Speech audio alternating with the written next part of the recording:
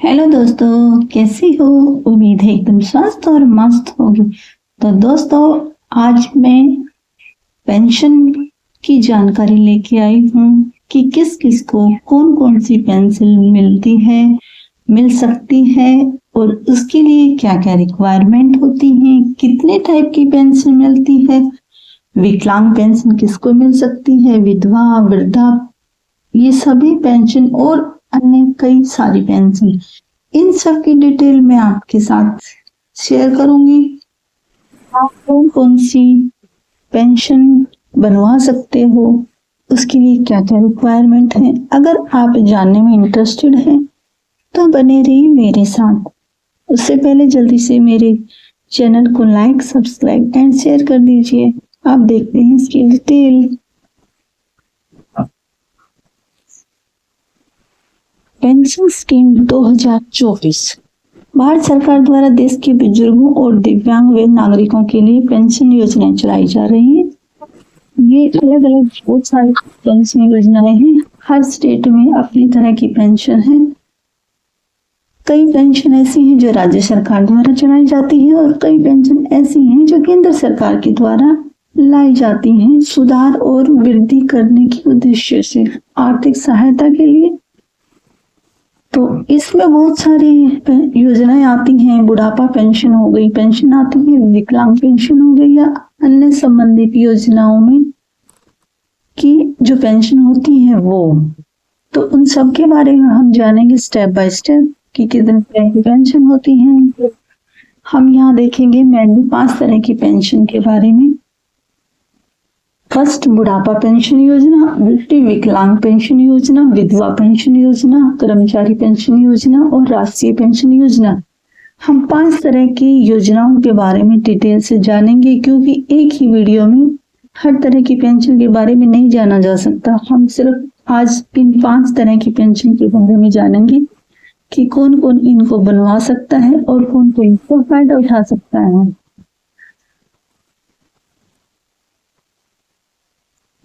तो pension number 1, बुढ़ापा pension. इसके लिए लाभार्थी कौन हो सकते हैं? जिनकी आयु 60 वर्ष से अधिक आयु की हो चुकी है वो इसका फायदा उठा सकते हैं, बनवा सकते हैं। न्यूनतम पेंशन राशि ये सभी स्टेट में अलग अलग होती है। जैसे हरियाणा स्टेट में 3000 है, इसी तरह से राजस्थान में कुछ अलग है, कहीं 1000 है, कहीं 2000 है और कहीं 1500, 2500 ऐसे है।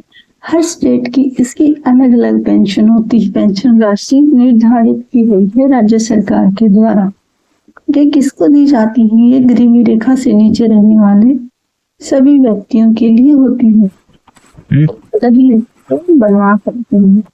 दूसरी है हमारे पास आज डिटेल विकलांग पेंशन योजना।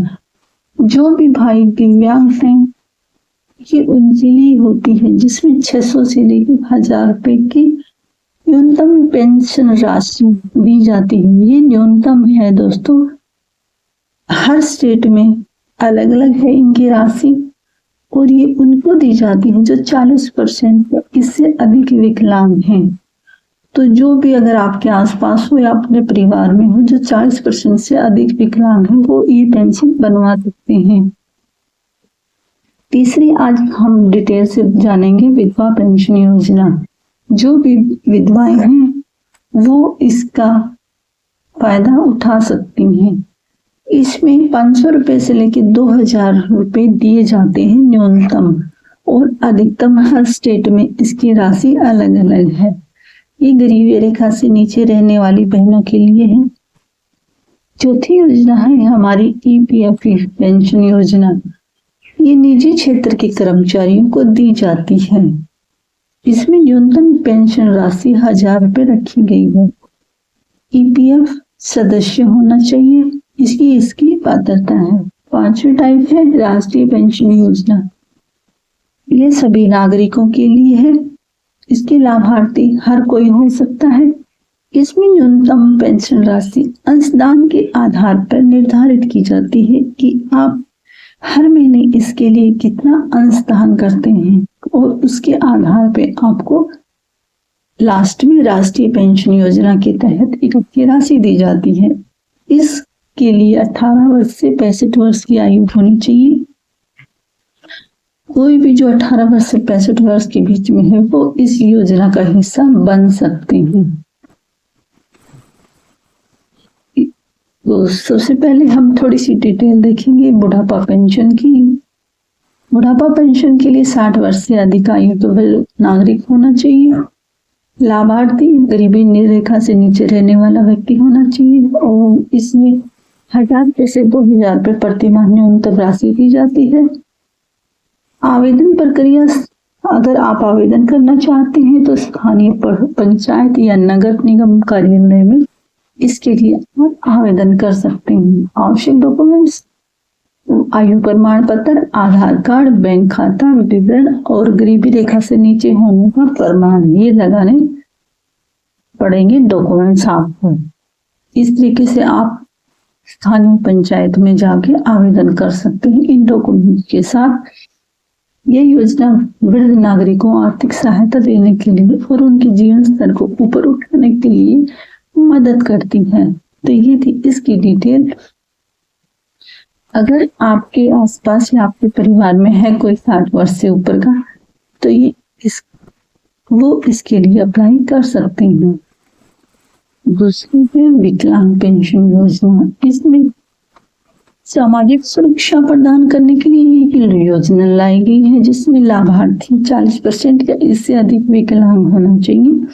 इसमें पेंशन राशि न्यूनतम 600 से 1000 रुपये की है, लेकिन ये हर राज्य के लिए अलग अलग हो सकती है। इसमें आवेदन प्रक्रिया जानेंगे कि जिला समाज कल्याण अधिकारी कार्यालय में जाके और सभी डॉक्यूमेंट्स, विकलांग प्रमाण पत्र, आधार कार्ड, बैंक खाता विवरण, ये सभी डॉक्यूमेंट्स लगा के हम इसके लिए अप्लाई कर सकते हैं। ये योजना आर्थिक सहायता विकलांग व्यक्तियों के लिए है। इस तरीके से उन्हें कुछ आर्थिक सहायता प्राप्त हो जाती है। तीसरी प्रकार की योजना हमारी थी कर्मचारी पेंशन योजना। कर्मचारी पेंशन योजना निजी क्षेत्र के कर्मचारियों के लिए सेना में लागू।